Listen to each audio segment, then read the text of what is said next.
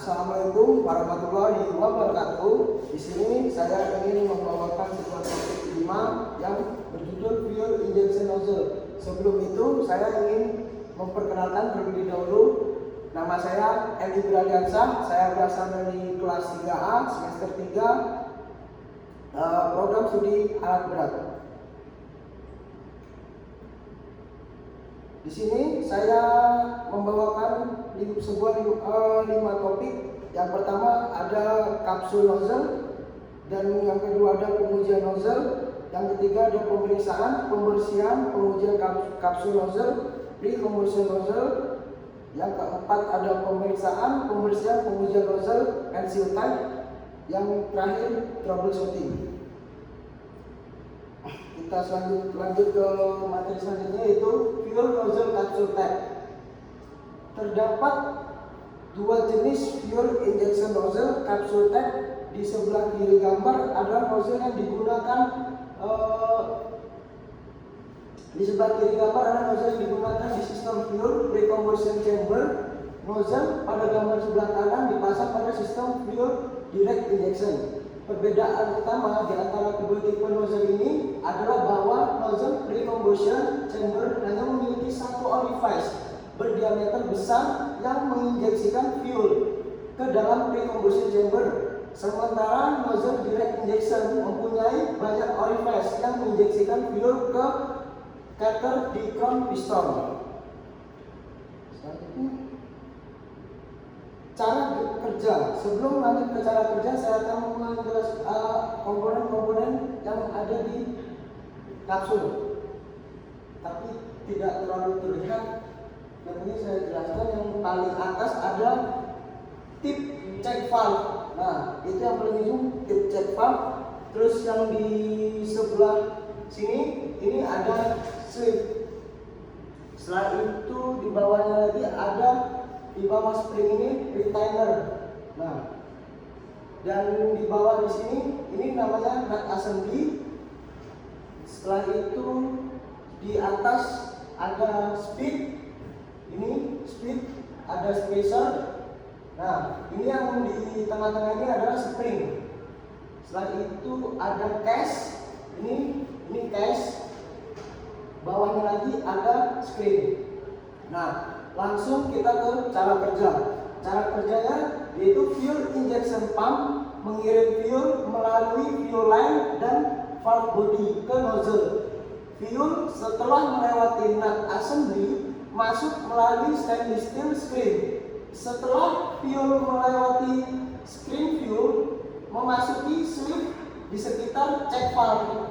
Check valve saat tekanan fuel cukup tinggi untuk menggerakkan si check valve tersebut dari dudukannya, fuel bertekanan tinggi mengalir melewati si check valve tersebut melalui single orifice dan memasuki pre-combustion chamber di mana pembakaran dimulai. Itu kapsul nozzle. Adapun VOP, valve opening pressure. Saat tekanan gabungan antara fuel dan kompresi di lubang bakar lebih besar dari gaya spring valve, valve akan terangkat dari dudukannya dan injeksi akan dimulai.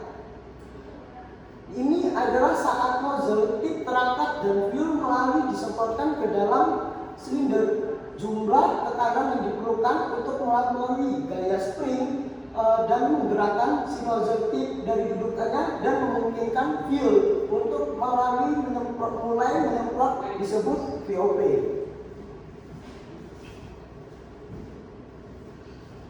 Lanjut ke kapsul nozzle direct injection. Adapun komponen-komponennya adalah screen atau filter. Yang kedua ada stop. Selanjutnya ada spacer. Yang keempat ada valve width. Yang kelima adalah valve opening spring. Selanjutnya ada check valve. Dan ketujuh ada dan tip dengan orifice. Yang kedelapan ada case. Selanjutnya menahan semua part ini pada kesejajaran yang tepat hingga ditekan bersamaan dengan mengencangkan sebuah nut pada adapter fuel nozzle. Case juga membantu menyekat bagian atas dan bawah nozzle.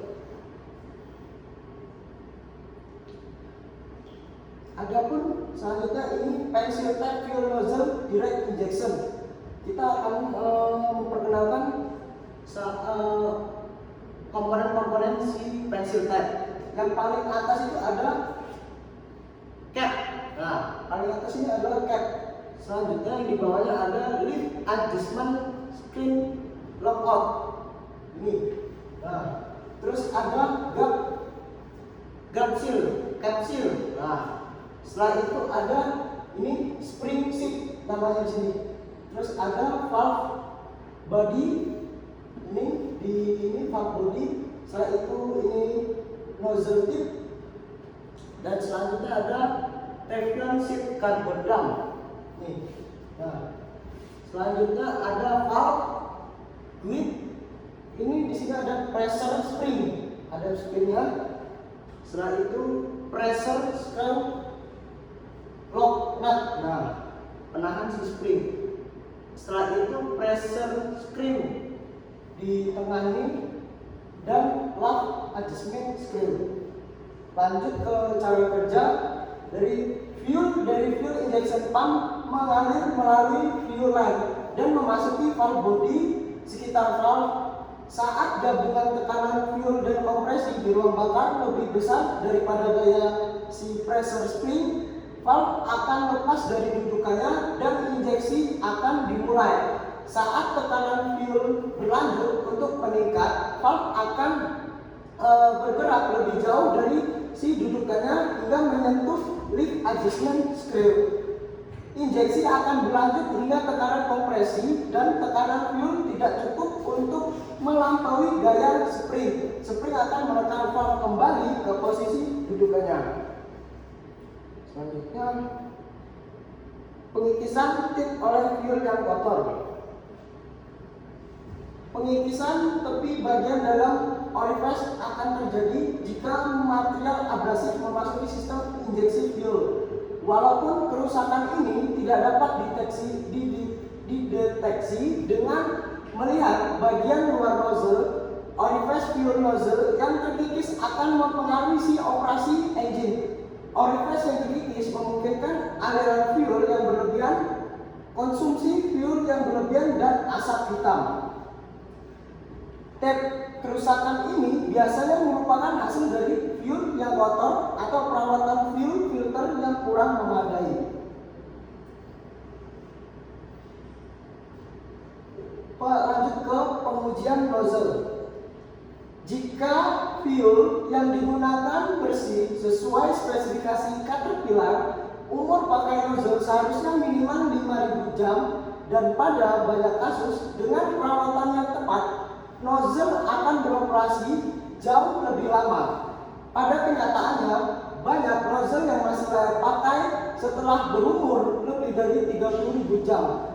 Jadi, kenapa banyak sekali nozzle diganti pada usia pakai yang relatif baru beberapa jam?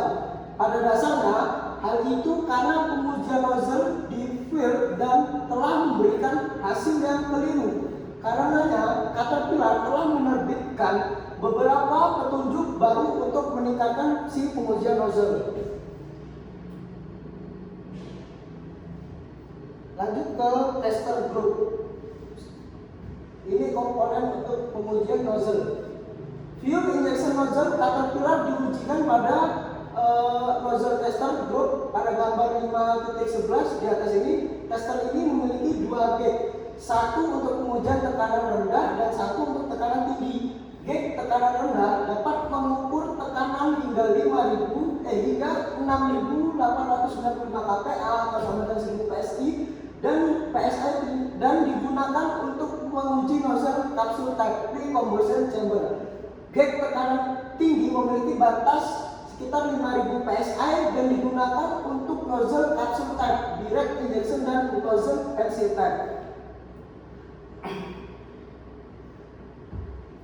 Cara pengujian pemakaian si pengujian tester group. Di bagian belakang tester adalah gate protector valve untuk kedua gate. Valve ini harus berada dalam posisi terbuka pada saat menguji nozzle. Periksa valve ini sebelum pengujian.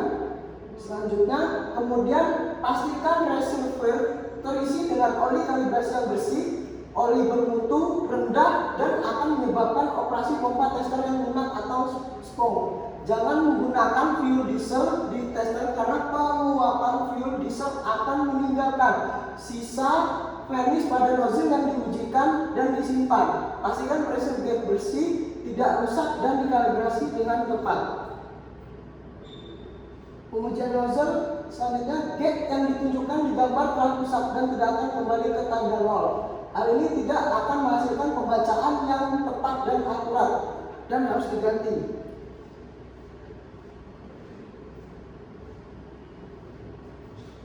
Selanjutnya, pemeriksaan, pembersihan, dan pengujian nozzle pencil type. Penggunaan mikroskop ditunjukkan pada gambar di atas digunakan untuk memeriksa plug orifice atau kerusakan orifice oleh penyikatan dengan kawat baja atau kerusakan lainnya.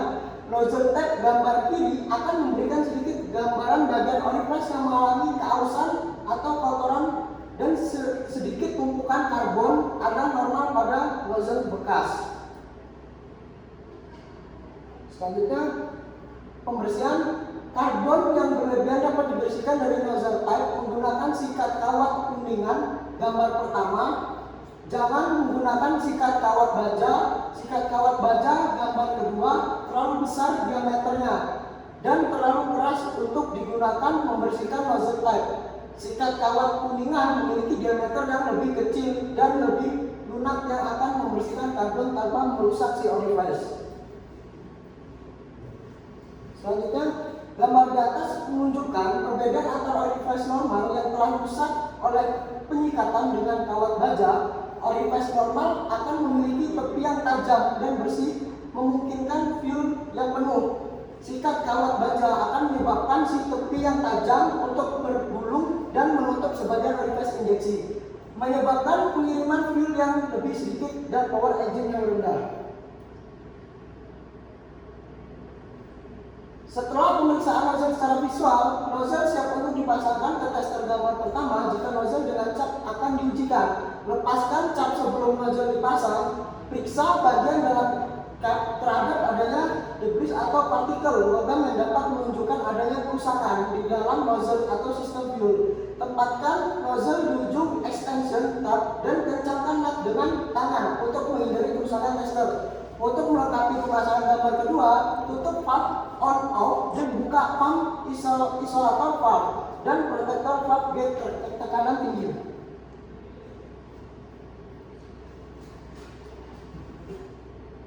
Sebelum memulai pengujian, harap diingat peringatan keselamatan pendingin ini. Selalu akan kenakan pelindung mata saat menguji fuel injection nozzle. Oli keluar dari orifice ditip dengan bertekanan tinggi dan dapat melukai kulit dan menyebabkan luka serius ke operator. Selalu jaga nozzle type menjauh dari operator atau dimasukkan ke penampung.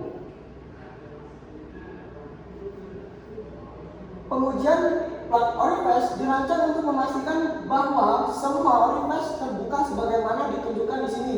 Sebelumnya, pengujian ini dilakukan dengan meningkatkan tekanan secara perlahan hingga cairan mengalir dari type.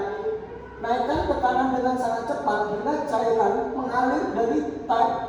Cairan harus mengalir dari semua lubang memberikan pola sebagaimana gambar di atas sebagai petunjuk pengujian. Agar nozzle dapat berfungsi dengan benar, case harus lurus dan tidak rusak seperti pada gambar sebelah kiri. Nozzle di tengah mengalami top yang berlebihan pada saat pemasangan, mengakibatkan bagian atasnya menonjol dan menyebabkan si nozzle tidak bisa dipakai. Sedikit tonjolan di bagian atas masih bisa diterima, tetapi periksa terhadap adanya keretakan pada case. Nozzle di kanan menonjol di bagian tengah dan harus diganti. Masalah ini dapat disebabkan oleh kebocoran dalam top yang pemasangan yang rendah atau overheating, sebagaimana ditunjukkan oleh warna gelap di nozzle.